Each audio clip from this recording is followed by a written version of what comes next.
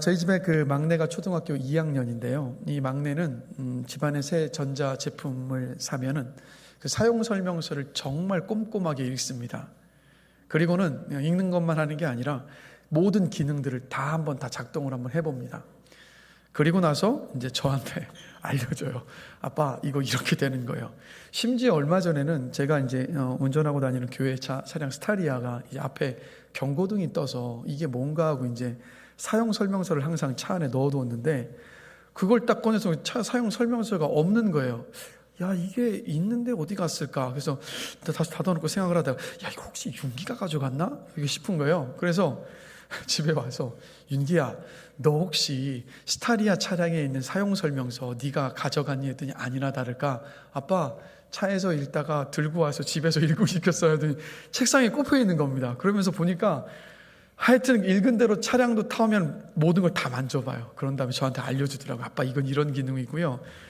네, 이게 이제 여러분, 그래서 제가 윤기의 모습을 보면서 떠오르는 말이 한 가지가 있었습니다. 아는 것이 힘이다. 그죠? 예전에도 그랬지만 요즘은 정말 아는 게 힘입니다. 알면 누리고 유익을 얻을 수 있는 것들이 정말 많은 시대가 바로 이 시대인 것 같아요. 그런데 여러분, 신앙생활도 똑같습니다. 진리를 아는 만큼 성장하고요. 말씀을 아는 만큼 하나님을 신뢰하는 믿음으로 살 수 있고요. 그리고 하나님을 아는 만큼 예배의 기쁨을 맛볼 수 있고 하나님을 아는 만큼 신앙생활의 기쁨을 누리며 살 수 있습니다. 그래서 오늘은 이 모세의 인생 속에서 일어난 일인데 이 일을 살펴보면서 이 일 속에서 드러난 하나님의 마음과 하나님의 뜻을 함께 생각해 보고자 합니다. 그래서 아는 만큼 하나님을 신뢰하고 하나님을 기뻐하면서 그렇게 또 신앙생활의 기쁨을 누리면서 살아갈 수 있는 우리 모두가 되었으면 좋겠습니다. 여러분이 잘 아시는 이 모세, 먼저 이거 한 가지 말씀드릴게요. 여기 히브리인이라고 나와 있는데 히브리인은 여러분 이스라엘 백성이라고 생각하시면 되고요. 그리고 애굽은 오늘날의 이집트 땅입니다. 그러나 과거에 대제국을 이뤘던 나라였죠. 그래서 성경에서는 애굽으로 표현을 하기 때문에 이 두 가지 용어를 좀 기억을 하시고 말씀을 함께 보겠습니다. 자, 모세는 히브리인이었지만 애굽의 왕궁에서 공주의 아들로 자라났습니다. 모세는 그래서 애굽 왕자로서 당대 최고의 교육을 받으며 자라났습니다. 그런데 모세의 나이가 40세가 되었을 때 자기 동족인 히브리 사람들을 돌볼 마음을 품게 되었어요. 자, 그래서 오늘 본문 11절을 보시면 같이 한번 읽어보겠습니다.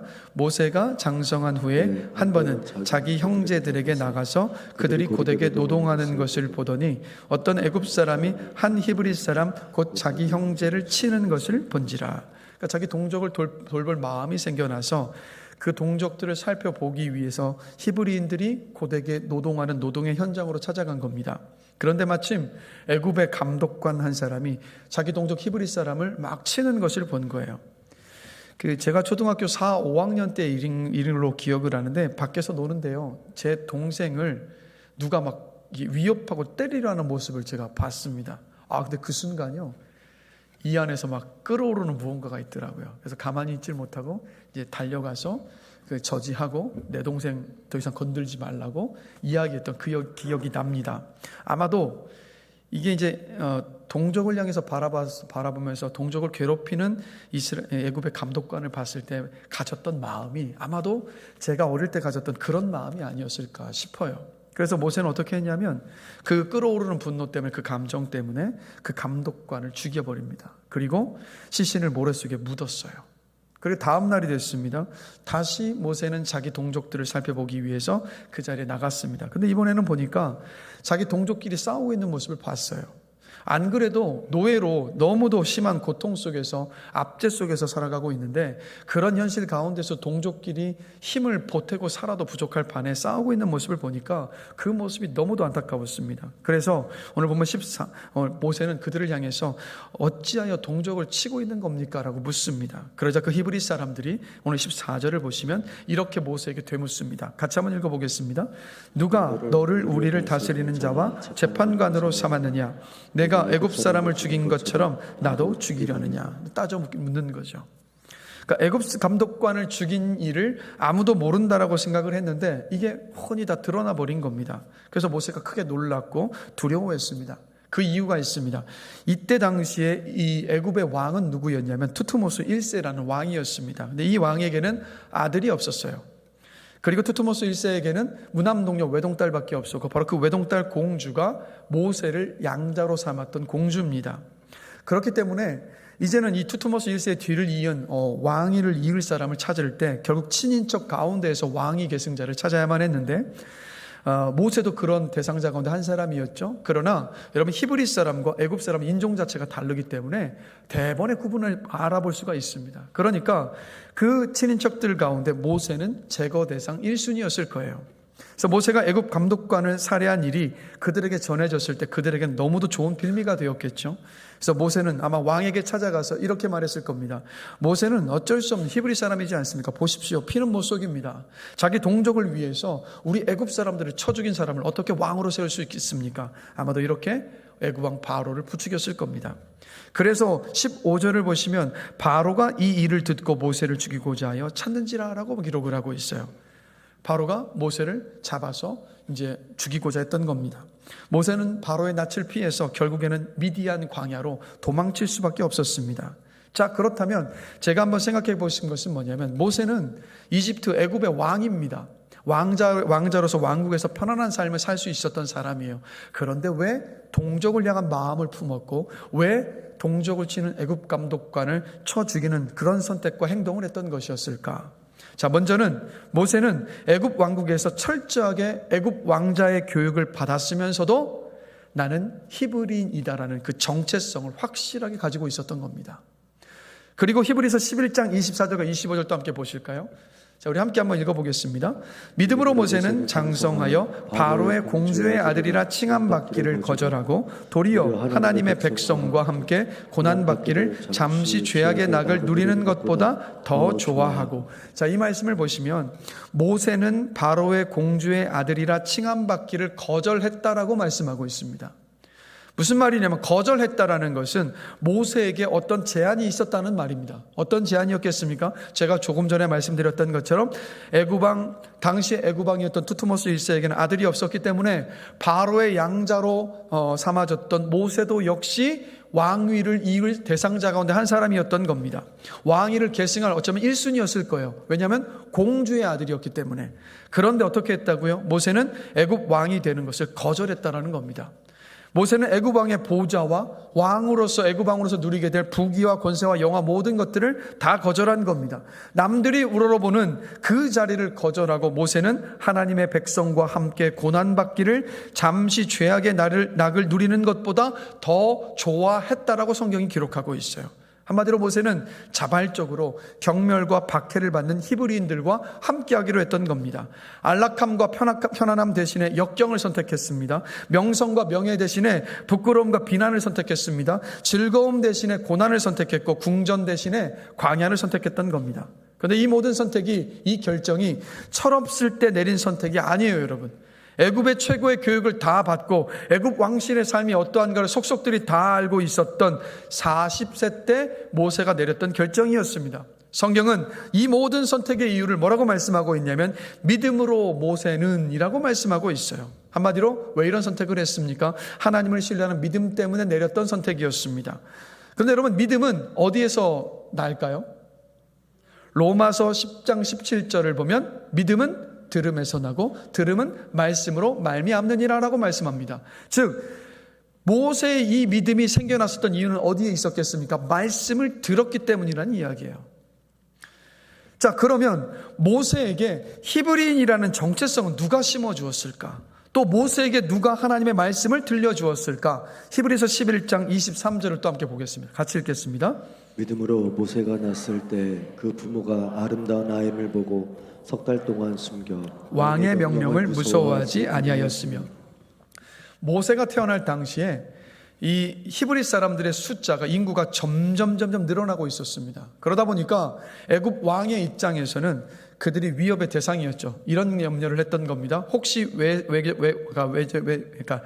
다른 나라가 침략을 해왔을 때 이들이 그 나라와 함께 손을 잡고 애굽을 뒤집어 엎을 수 있다는 두려움을 갖고 있었습니다. 그래서 어떤 명령을 내리냐면 모세가 태어날 그 당시에 태어나는 남자 아이들은 모두 죽이라는 명령을 내렸습니다. 그런데 그때 모세의 부모였던 아므람과 요게벳은 모세를 죽이지를 않고 석 달 동안을 숨기고 키웠는데 그 이유가 뭐냐면 성경은 믿음 때문이라고 말씀하고 있어요. 그래서 신학자요 또 목회자였던 아더 핑크는 이렇게 말합니다.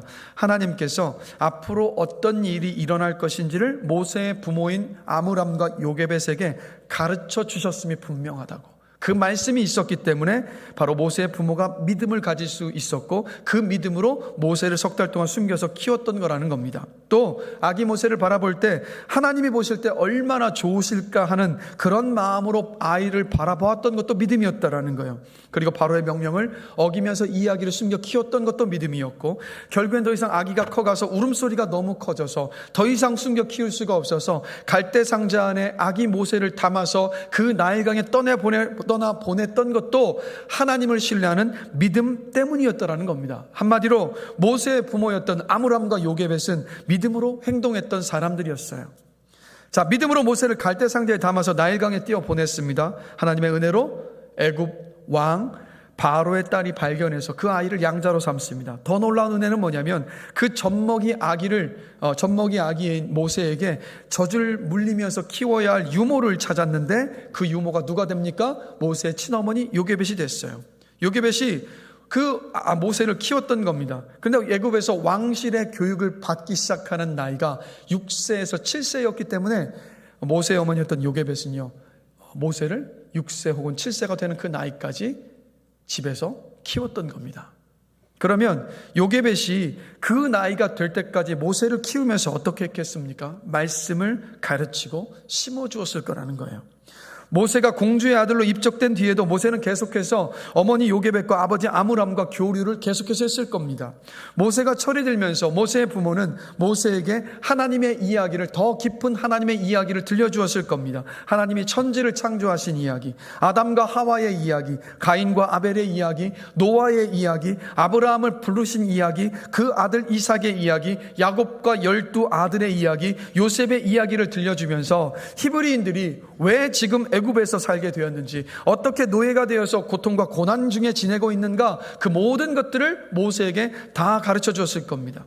모세는 부모님이 들려준 자신의 뿌리가 되는 하나님과 조상들의 이야기를 통해서 자신이 누구이고 그리고 내가 무엇을 위해 살아야 하는가 끊임없이 생각했을 겁니다. 모세는 애굽 왕국에서 애굽의 사람들이 좋아하는 수많은 이야기를 다 들어서 알고 있었습니다. 그러나 모세는 부모님에게 전해 들었던 하나님의 이야기를 더 귀에 담았고 마음에 품고 있었습니다. 하나님의 이야기를 통해서 히브리인이라는 자신의 정체성을 깨닫게 되었고 그리고 인생의 사명을 발견했던 겁니다. 바로 모세의 부모였던 아므람과 요게벳은 모세를 어떤 자녀로 키워낸 겁니까? 바로 믿음의 자녀로, 신앙의 자녀로 키워냈던 거예요. 그래서 모세가 믿음으로 선택하고 행동할 수 있었던 거였습니다. 그렇다면 여기에서 저와 여러분들을 향한 하나님의 마음이 무엇인가를 알 수 있죠. 저를 포함한 이 자리에 계시는 모든 부모가 자녀를 하나님께서 선물로 맡겨주신 그 자녀를 믿음의 자녀로 키워내는 것, 바로 이것이 하나님께서 바라시는 하나님의 마음이라는 거예요. 여러분, 이 세상을 보시면 육신의 자녀를 얼마나 훌륭하게 키워냈는가, 그게 자랑거리입니다. 자녀가 좋은 대학에 가고 좋은 직장에 다니고 연봉을 많이 받고 높은 지위에 오르고 좋은 집에 사는 것이 이 세상의 자랑거리입니다. 그런데 신앙을 가진 믿음의 부모들도 세상 사람들처럼 육신의 자녀를 얼마나 훌륭하게 키웠는가, 거기에 더 관심이 많고 그것을 더 자랑할 때가 많은 것 같습니다. 그런데 여러분, 우리가 한 가지를 기억해야 됩니다. 그 모든 세상 속에서 자랑거리로 여겼던 그 모든 것들이 하나님 앞에 서게 되면 아무 소용이 없거든요. 하나님은 그것을 보시지 않기 때문에. 근데 우리가 그것을 잊으며 살 때가 참 많은 것 같습니다. 육신의 자녀를 잘 키우고 잘 낳고 잘 키우는 일 너무도 중요합니다. 그런데 하나님께서 이 자리에 계신 우리 모든 부모에게 찾으시는 것은 육신의 자녀가 아니라 바로 믿음의 자녀잖아요. 그래서 더 귀하고 더 중요하고 소중한 일은 뭐냐면 믿음의 자녀를 두는 일, 그렇기 때문에 육신의 자녀를 둔 부모는 자녀가 믿음의 자녀가 될 수 있도록 힘써야 합니다. 이게 하나님께서 부모인 저와 여러분이 주신 사명이에요. 제가 어릴 때 그 우레메라는 영화가 인기였습니다. 고개를 끄덕거리시는 분들 아실 텐데, 제 초등학교 때였는데, 근데 항상 그때 당시에 왜 그랬는지 영화를 항상 주일에 상영을 했어요. 요즘이야 평일에도 계속 상영하지만. 근데 저랑 이제 정말 친했던, 어릴 때부터 막 이제 가까이 지냈던 영돈이라는 친구가 있는데, 이 친구는 저와 함께 교회를 다녔지만 부모님이 이제 신앙생활 하고 계시지 않으셨기 때문에 우레메를 보러 간다는 거예요. 얼마나 부럽던지요. 야, 나도 보고 싶다. 이런 마음에 주일날 아침에 이제 막 생각을 하다가 이제 아버지가 계시는 서재에 내가 아버지가 단판을 한번 짓겠다. 나도 오늘 우레메를 보고 싶다. 이 마음을 가지고 아버지 서재를 찾아갔습니다. 그리고 말했어요. 아빠, 저 오늘 우레메 보러 가고 싶습니다. 라고 했습니다. 자, 허락을 받았을까요? 못 받았을까요? 가라고, 예? 천만에요. 천만에요. 아닙니다. 그때 가라고 한 게 아니라 아버지가 서재에서 주일 이제 설교를 준비하고 계시다가 이 녀석이 주일 예배를 드려야지 어디 영화를 보러 간다는 거 이 한마디를 하시고, 그 다음부터 저는 제 인생에 그래, 주일날 예배를 빠지고 다른 짓을 하는 짓은 절대 안 된다는 게 제 안에 심어졌어요. 각인이 되었습니다. 그래서 그 이후로는 주일날 예배를 빠지는 건 상상을 해본 적이 없어요. 제가 원로 목사님 기억하실런지 모르겠네요. 그 일 이후로 주일을 어기는 것을 제가 생각해 본 적이 없습니다. 그리고 새벽마다 기도하시는 부모님의 모습과 우리 집에 잠시 방문하셨을 때 잠시 머무시면서도 새벽마다 기도하셨던 우리 할머님의 모습, 그리고 세상에 가치 있는 일들이 참 많지만 하나님의 영광을 위해서 살아가는 것이 인생 속에서 가장 귀하다고 자주 가르쳐 주셨던 아버지의 가르침이 부족해도 오늘날의 저를 만든 것 같아요. 믿음의 자녀는 여러분 기억하십시오. 가정에서 만들어집니다. 교회에서의 일주일에 한 번은 그 신앙 교육에 모든 것을 맡기시면 안 됩니다. 그리고 인생을 살면서 정말 중요한 것이 뭐냐면 삶의 의미와 목적 아니겠습니까? 근데 여러분, 삶의 의미와 목적은 세상은 스스로 찾고 스스로 만들어내라고 이야기를 합니다. 그런데 여러분 아셔야 되는 것은 뭐냐면 인생의 의미와 목적은 스스로 만들 수 있는 것이 아니에요. 왜냐하면 스스로 만든 삶의 의미와 목적은 힘든 일이 생겨버리면 쉽게 포기할 수 있습니다. 그리고 스스로 의미 있게 생각했다가도 다른 사람들과 비교하면서 의미 없는 일로 치부되기도 합니다. 또 세상이 의미가 있다고 해서 그 길을 걸어갔고 그 길을 따라갔는데 유행이 바뀌어서 세상 사람들이 바라보는 것이 바뀌어서 세상이 말하는 의미와 그 목적 자체가 어느 날 갑자기 의미가 없는 일이 되어버리는 일도 많습니다. 그렇기 때문에 스스로 만들어낸 인생의 어떤 의미와 목적, 또 세상이 말하는 인생의 어떤 의미와 목적은 여러분 우리를 허무하게 만들 수 있어요. 그러나 하나님을 신뢰하는 믿음 안에서 발견된 삶의 의미와 목적은 어려움과 고난 속에서도요 결코 포기하지 않습니다. 도리어 어려움과 고난을 이겨내고 그 의미와 목적을 향해서 계속해서 가게 합니다. 그래서 성경은 분명히 말씀하고 있죠. 먹든지 마시든지 무엇을 하든지 하나님의 영광을 위하여 하라. 이게 무슨 뜻입니까? 우리가 어떤 상황과 어떤 직업을 갖고 있든 어떤 일을 하든 어떤 자리에 있든 하나님이, 내가 하나님을 믿고 있고 그리고 하나님께서 살아 계시다라는 것을 내 삶을 통해서 드러내는 삶, 이게 하나님의 영광을 위한 삶입니다. 그것이 저와 여러분에게 하나님께서 주신 영원한 삶의 의미이고 삶의 목적이잖아요. 어떤 나이든 어떤 직업을 가지고 있든 어떤 자리에 있든 하나님의 영광을 위한 삶의 목적은 변함이 없습니다. 그래서 우리는 항상 일을 하든 어떤 일을 하든 하나님께서 내 앞에 계시다는 것을 인식하면서 그런 마음가짐으로 하나님 앞에서 그 모든 일들을 감당하는 겁니다. 그럴 때 성실하게 최선을 다해서 감당할 수 있습니다. 과정이 힘들고 실패를 경험하지만 그러나 그 모든 순간들마저도 주님을 위해서 한 일이기 때문에 그 과정 모두가 의미 있게 됩니다. 결과가 좋으면 기뻐하며 하나님께 감사합니다. 결과가 좋지 않아도 과정을 하나님께 드렸기 때문에 그리고 하나님은 그 과정을 기쁘게 봐주셨기 때문에 우리는 실망하지 않습니다. 하나님 안에서 진정한 삶의 의미와 목적을 가질 수 있습니다. 믿음의 자녀로 키워내야지만이 바로 하나님 안에서 이 인생의 의미와 목적을 가지고 정말 그 인생을요, 보람되게 가치 있게 고난과 힘듦과 역경이 다가올다 할지라도 그것을 그 앞에 무너지지 않고 인생을 살아갈 수 있어요, 여러분. 그렇기 때문에 우리의 자녀를 믿음의 자녀로 키워야 합니다. 이게 부모에게 주신 하나님의 사명이에요. 뉴욕 대학의 심리학 교수인 폴 비치라는 이 교수님이 유명한 무신론자였던 사람들을 연구를 했습니다. 그래서 무신론의 심리학이라는 책을 썼는데 왜 이들이 무신론자가 되었는가요? 근데 이 책에 따르면 이 책에 등장하는 인물들 기라성 같은 인물들입니다. 니체, 흉, 러셀, 프로이트, 볼테르 같은 그 시대를 풍미했었던 천재들이었고 지식인들이었죠. 자, 이들의 공통점이 있습니다. 이들이 왜 무신론자가 되었는가? 이들은 모두 아버지가 없거나 아버지가 있어도 가르치는 아버지의 역할을 하지 못하고 폭력적이거나 유약했다라는 거예요. 그래서 가정 안에서 가르침이 없었기 때문에 하나님을 신뢰하는 믿음으로 자라날 수가 없었고 무신론자가 되었다는 겁니다. 더 안타까운 건 뭐냐면 이들 모두의 그 삶의 끝이 허무함을 고백하면서 그 인생을 마무리 지었더라는 거예요. 신명기 6장 20절에서 25절을 보면 하나님께서 뭐라고 말씀하시냐면 부모에게 자녀의 영적인 스승이 되라고 명령하십니다. 바울은 심은 대로 거둘 것이라고 말하고 있습니다. 우리가 육의 것을 심으면 하나님을 믿지 않는 자녀라는 열매를 거두게 될 것이고, 우리가 영의 것인 말씀을 자녀들에게 심으면 하나님을 신뢰하는 믿음으로 살아가는 믿음의 자녀라는 귀한 열매를 거두게 될 것이라고 성경은 말씀하고 있습니다. 그러면 우리 이 자리에 계신 우리 모든 부모님들, 또 우리 청년들은 오늘 이 말씀을 들으면서 이 부분에 대해서는 앞으로 장차 내가 결혼을 해서 가정을 이루었을 때 나는 어떤 부모가 되길 원할까? 이걸 한번 생각해 보면 좋을 것 같아요. 우리 이 자리에 계신 우리 부모님들, 육신의 자녀를 키우고 계십니까? 믿음의 자녀를 키우고 계십니까? 세상의 것을 다 얻어도 하나님을 잃어버린다면 다 잃어버리는 것과 같습니다.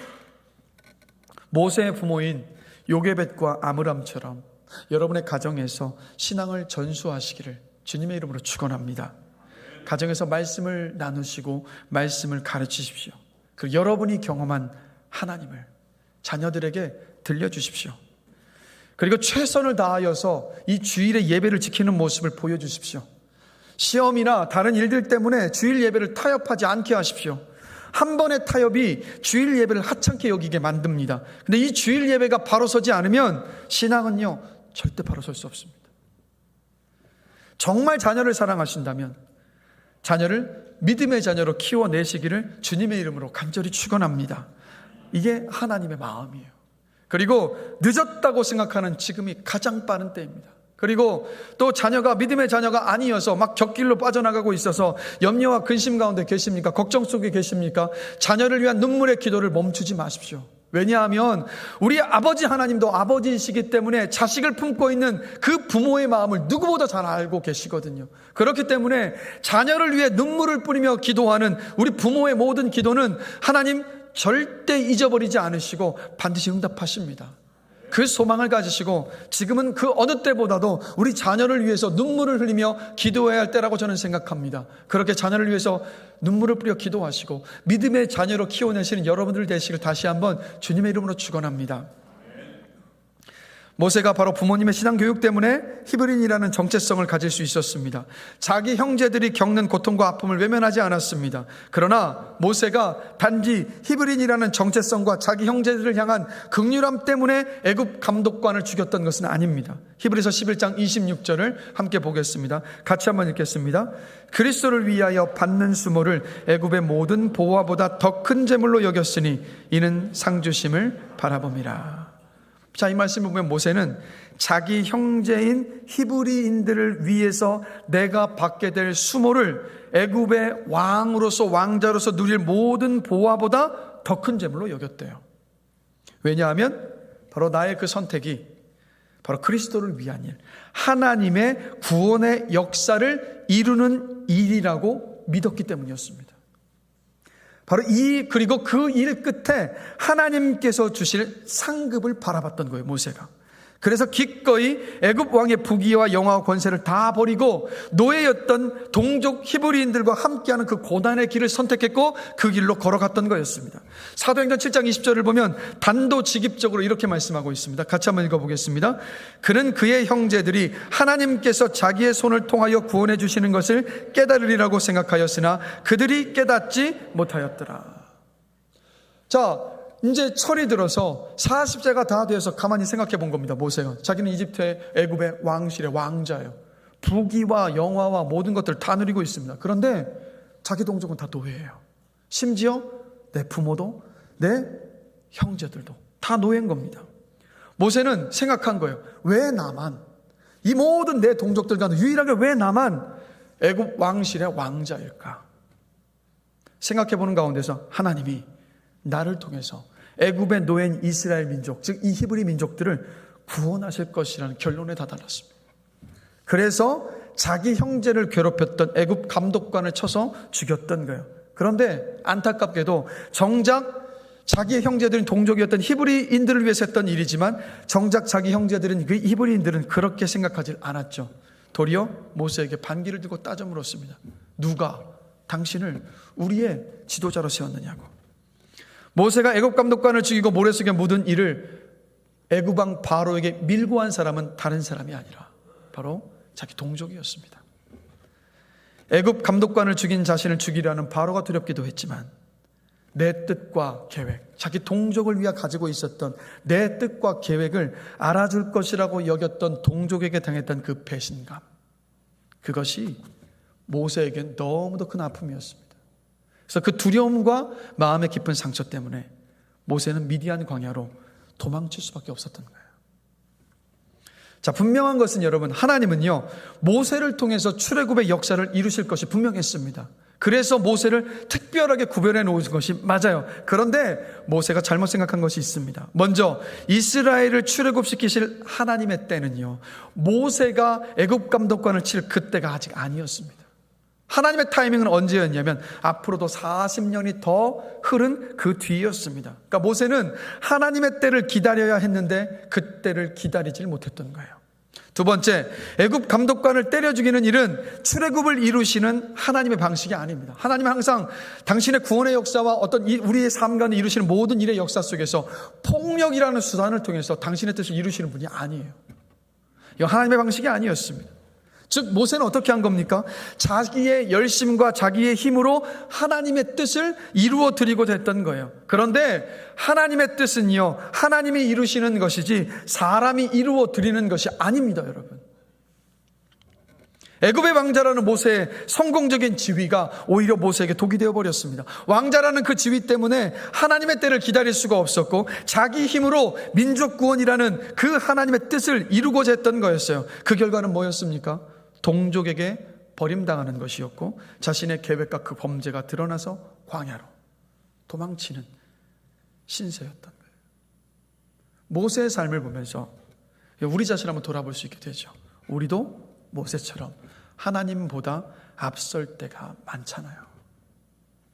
이 자리에는 말씀을 읽어가면서 설교를 통해서 혹은 기도를 하면서 혹은 예배를 드리면서 하나님께서 여러분의 마음 안에 벅찬 소망과 꿈을 품게 하신 분들이 계실 겁니다.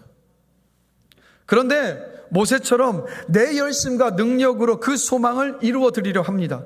근데 그 모습이 함께하는 사람들에게 과한 모습으로 부담을 주기도 해요. 열정과 열심이 앞서서 관계의 갈등을 만들어내기도 합니다. 나만 열정과 열심을 가진 사람으로 생각해서 내 주변의 사람들을요 정죄하고 판단하기도 합니다. 성급한 선택과 결정을 내리기도 해요.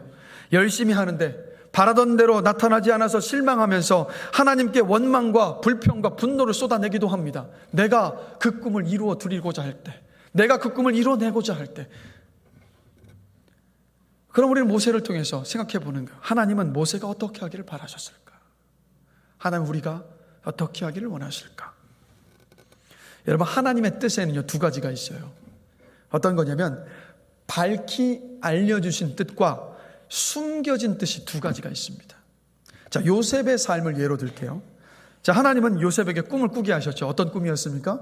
자기 위에 10명의 형들과 아버지가 자신에게 절하는 꿈을 꾸게 하셨어요. 그러니까 모세가 꿈을 꾼 게 아니라, 요셉이 꿈을 꾼 게 아니라 그 꿈이 꾸여진 거잖아요. 근데 그 꿈이 무엇을 의미하는지는 몰랐습니다. 나중에 시간이 지나서 수십 년의 시간이 지나고 난 다음에 요셉이 이런 고백을 해요. 창세기 45장 5절에서 8절입니다. 우리 다 같이 한 목소리 한번 읽어보겠습니다. 하나님이 생명을 구원하시려고 나를 당신들보다 먼저 보내셨나이다. 이 땅에 2년 동안 중년이 들었으나 아직 5년은 볕가리도 못하고 추수도 못할지라. 하나님의 큰 구원으로 당신들의 생명을 보존하고 당신들의 후손을 세상에 두시려고 나를 당신들보다 먼저 보내셨나니 그런즉 나를 이리로 보낸 이는 당신들이 아니요 하나님이시라. 하나님이 나를 바로에게 아버지로 삼으시고 그 온 집의 주로 삼으시며 애굽 온 땅의 통치자로 삼으셨나이다.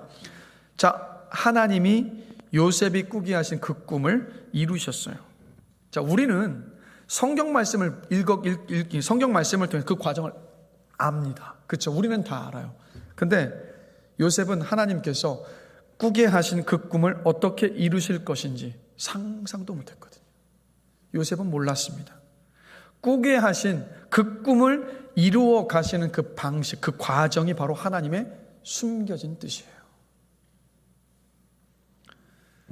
그래서 요셉의 삶의 성경을 보면 이렇게 표현합니다.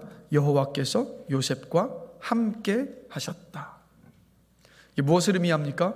요셉에게 꿈을 꾸게 하신 하나님이 당시 성경의 등장인물들로서는 아무도 이해할 수 없었던 계획을 진행 중이셨다라는 것을 여호와께서 요셉과 함께 하셨다라는 것으로 표현하고 있는 거예요. 시간과 인생과 역사를 주권적으로 통제하시는 하나님의 숨은 뜻을 바로 말하고 있는 겁니다. 하나님이 요셉과 함께 하셨더라. 요셉은 하나님의 숨은 뜻을 찾아내고 알아내서 그 뜻을 따르려 하지는 않았습니다. 요셉은 하나님의 주권을 신뢰하면서 하나님께서 밝히 보여주신, 밝히 알려주신 그 뜻에 순종하기를 선택했습니다. 그게 바로 이거예요. 하나님께서 밝히 알려주신 뜻은 뭐냐면 하나님을 의지하면서 사는 것, 다른 사람들에게 하나님을 믿는 믿음을 보여주는 것, 열심히 책임감 있게 나에게 주어진 일을 감당하는 것, 최선을 다해서 거룩함을 지켜내는 삶. 요셉은 그 삶을 선택했고 그렇게 살아갔습니다. 생각해 보십시오. 종으로 팔려간 보디발의 집에서 그 맡겨진 일들을 게을리할 수 있었지 않습니까? 그러나 최선을 다했습니다. 보디발의 아내의 유혹에 반응해서 자기의 정욕을 채울 수 있었습니다. 그러나 그 거룩함을, 순결함을 지켰습니다. 또 감옥에 모함을 받아서 감옥에 갇혔을 때 감옥의 재반 사무를 다 처리할 수 있는 그 자리가 되었을 때도 동료 죄수들에게 자기의 불행에 대해서 화풀이할 수도 있었지만 요셉은 그렇게 하지 않았습니다. 그 감옥에서 바로의 술 맡은 관원장과 떡 굽는 관원장이 꿈 이야기를 했을 때 얼마든지 그들에게 거짓을 말할 수도 있었습니다. 그러나 요셉은 그렇게 하지 않고 진실을 말했습니다. 요셉은 그런 나쁜 행동들을 하나님이 자신을 버렸다든지 하나님이 계시지 않는 거라는 구실로 나쁜 행동을 선택하면 얼마든지 정당할 수 있었습니다. 그러나 요셉은요, 하나님이 밝히 보여주신 그 뜻에 끝까지 충실했어요. 하나님은 모세가 애굽의 왕자로서 요셉처럼 하나님보다 앞서는 게 아니라 바로 현재를, 오늘을 충실하게 살아내기를 바라셨던 겁니다. 이게 하나님의 뜻이에요. 하나님이 우리에게 약속과 꿈을 주셨을 때 우리가 그 약속과 꿈을 이루어 드리는 것 아닙니다. 약속과 꿈을 주신 분이 바로 그 하나님이 하나님의 때에 하나님의 방식으로 이루십니다. 그 약속과 꿈을 이루어 가시는 그 과정이, 그 방식이 바로 하나님의 숨겨진 뜻이에요. 약속과 꿈을 받았더라도 우리가 따라야 되는 것은 뭐냐면 하나님이 밝히 알려주신 그 뜻에 순종하며 바로 오늘을, 현재를 최선을 다해서 사는 겁니다. 바로 어떻게 해요? 하나님을 의지하는 삶, 하나님을 신뢰하는 믿음을 보여주는 삶, 열심히 책임감 있게 성실하게 하나님께서 주신 그 하루와 현재를 잘 살아내는 삶, 최선을 다하여서 하나님의 자녀답게, 백성답게 거룩하게 하는 삶. 바로 그겁니다. 그게 우리를 향한 하나님의 뜻이에요. 단임 목회를 시작하면서 기도를 하면서 기도 중에 하나님께서도 저에게 주신 소망이 있고 꿈이 있습니다. 그것을 지금도 일기장에 기록을 해놓고 때마다 펼쳐서 봅니다.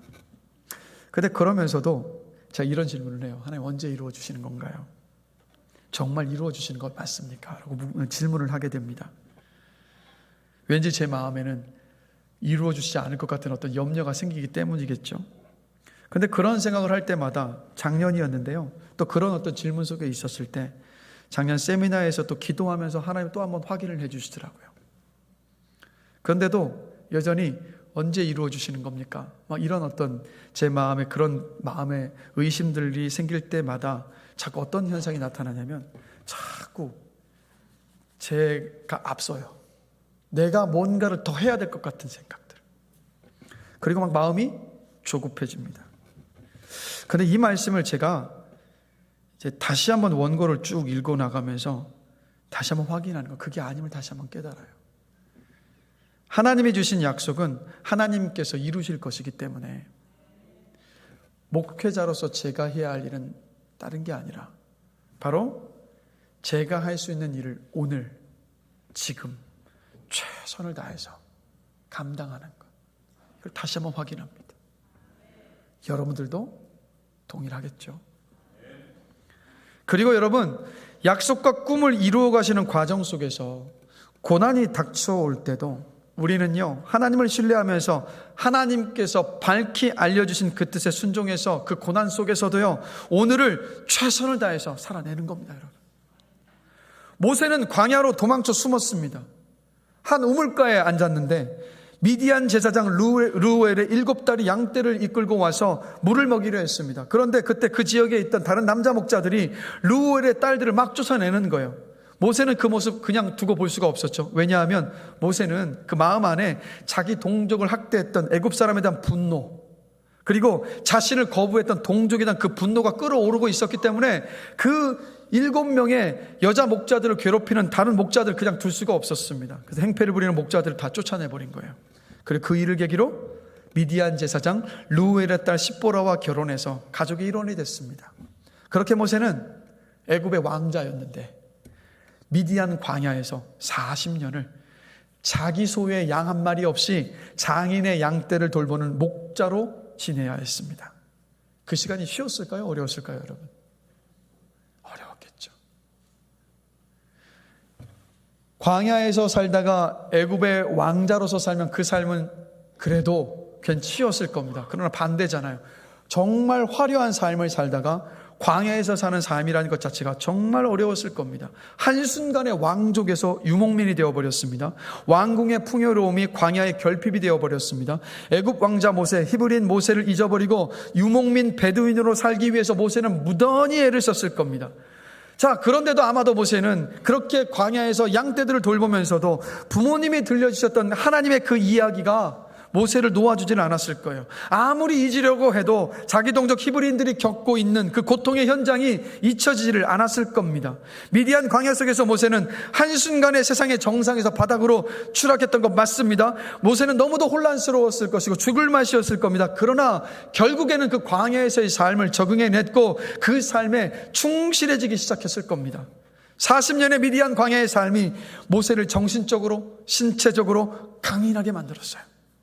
광야의 지형과 기후에 익숙해졌습니다. 광야에서 살아남는 법을 터득했습니다. 바람 냄새만 맡고도 광야에 어떤 일기가 있을 것인가 알 만큼 전문가가 되었을 겁니다. 하나님은 모세가 광야의 삶에 최적화가 되었을 때 바로 그때 찾아오세요.